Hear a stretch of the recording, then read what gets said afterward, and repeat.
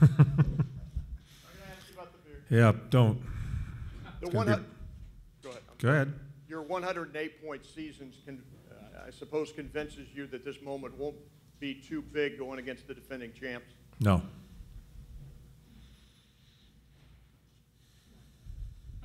John, the Penguins players have admitted that they said this game's a rivalry for them. Probably started in that playoff series before you got here, but does it feel like a rivalry from your perspective, and if so, what makes it a rivalry? I don't know about me. I wasn't in the series. Certainly, during the games we've played since I've been with the team, I think there's a little push by both teams. I think when you start talking rivalry, you've played numerous series against one another in the playoffs. But there's a different feel, that's for sure. I can feel it from the players who have been involved in that one playoff series. Yeah, so this is a good matchup. We're looking forward to it. John, I'm going to ask you this once. I'm going to ask you before the puck drops. It's about Mike Sullivan. There's no sense, Danny. I'm going to try anyway. Go ahead. I'm going to try anyway. Just your relationship with him, why did it work so well for so many years for you guys to be together, and what is it going to be like for you to coach against him? I'll answer the question one time. Yeah. I think Sully has been very honest about our relationship. I think I have been very honest about our relationship. Working 6 or 7 years together through some good times, and quite honestly, when you become even closer through adversity, we were together quite a bit in both of those type of situations. I have learned a ton from him. I have to admit, when we were out last year, I was living through him as he was going on his run, because I think there's a lot to be said for what that guy did. After being fired, he was willing to go and try to get back to the National Hockey League the hard way, going to the minors, moving his family again, and went about his business the proper way, where a lot of people wouldn't do that. A lot of people's ego would have gotten in the way. So I do. I have a tremendous amount of respect for him, not only as a coach, but more as a person. Having said that, I'm done talking about him. This is it. I'm done. And I know he feels the same way.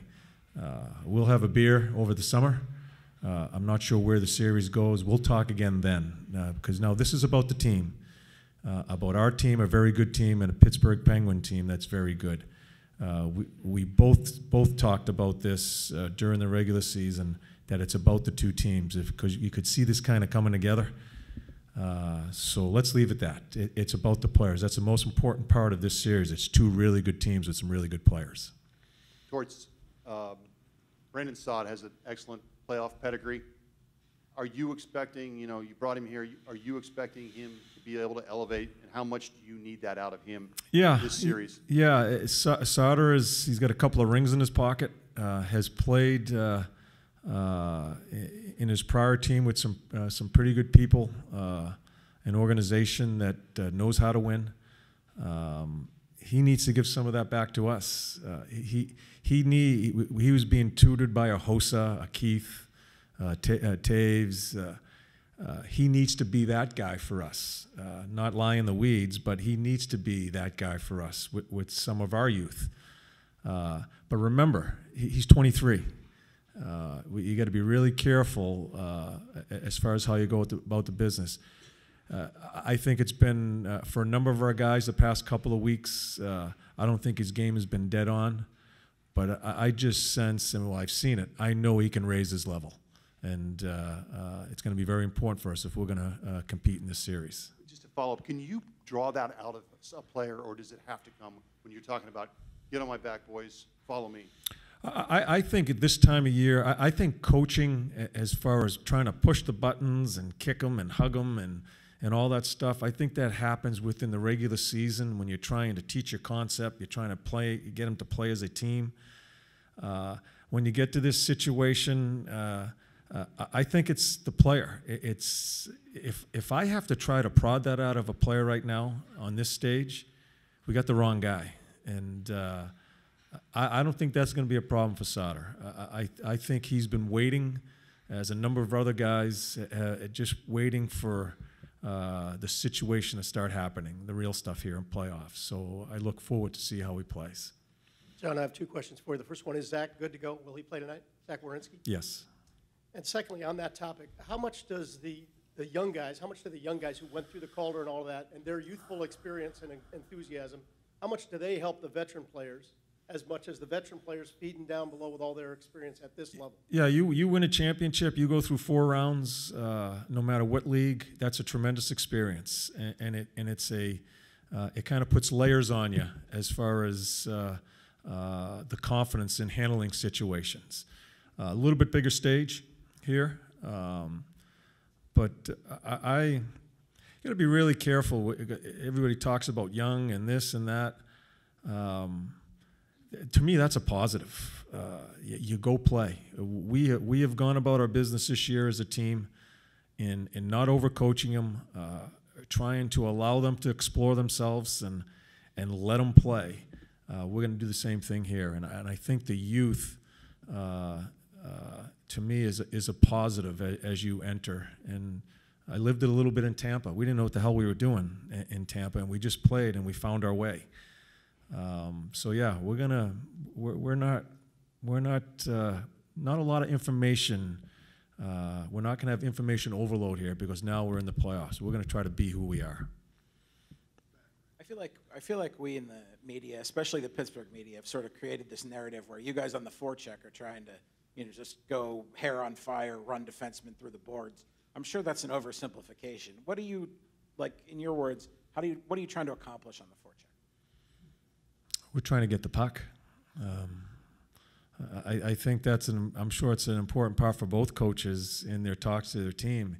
If we can spend some time in their end with the puck, their guys aren't going to have it in our end. And he's saying the same thing about his team. So I think we get kind of, it's kind of strange now in the league when there's some good hard hitting. I think guys, when a guy gets hit, he has to fight a guy because it was a good hard hit. I think we've lost ourselves a little bit in how you're supposed to play the game. And hard hitting is a big part of hockey. Or it used to be. I think it's in a very interesting situation right now how the game's being played. We're going to hit. I mean, that's a big part of who we are. I think we lost some of that. I've talked to our guys during when we had that 16-game winning streak. Everything was going well. We're filling the net, and we forgot about who we were, what our foundation is. And that's a team that's going to bang and has some grind to its game. If we're going to have an opportunity to have chances to win games in this series, that has to be a big part of our game. John, you mentioned there's a little something extra when these two teams play, and I'm curious, it was just last season that you said that the Penguins whine enough for the whole league, and you said their 2 stars in particular were whiny, and I'm wondering if you still hold those opinions. You know what? I don't really spend too much time thinking about the other team. I think we've, as I said earlier, it's not about really giving our players too much information about the other team. It's about us executing who we are, and that's how we're going to go about our business here. John, how important is Lucas Sedlak to your mix and his status? Yeah. And also, do you prefer to have Boone Jenner in the middle or on the wing? Would you, if you had? What you want my lineup, Staggy? Is that what you're looking for? I know you've moved him back and forth. Do you have any druthers as to which? I'm not answering your question. I'll answer Sedlak. Sedlak is it's a. We're built a little bit differently than the Penguins, I think. We're by committee. I think the Penguins are too. A little bit bigger names. Zedzi that's a big blow to us, I'll be honest with you, because he just solidified our 4-line rotation. Yeah. No one talks about him. I'm thrilled where he's come to, watching him in the Calder Cup last year and then where he is now. We're going to miss him. But I start thinking ahead of what he's going to be. He's going to be a very important player for this organization. Yeah, so we'll miss him. I'm not sure if he gets in the series. We'll see how it goes. But it's a really good question because he does solidify, and we have to find other ways to make that happen for our four lines. We have to play our four lines against the speed that we're going to be facing here, and so we have to find different ways without him. John, as this Penguins team has kind of matured through the years, I think they've proven they're not going to get rattled by after the whistle stuff and kind of the stuff that maybe in the past bothered them. Do you, as a group, try any of that, or is that just something you kind of punt and say we're just going to keep it between the whistles? No, we are. I mean, I watched them play last year throughout the playoffs. I didn't even think the finals was that close. Quite honestly, I thought they were that much better. No disrespect to San Jose, but. We're not getting caught up in any of the stuff. That's why I don't want to get caught up with Sully and all. We just want to play. I think our team, speaking for my team, has really caught on to who we are, and let's not get sidetracked with refs and this and that. Let's play as hard as we can. Let's go north as quick as we can, and let's see where we fall. And that's how we're going to go about our business. Thank you.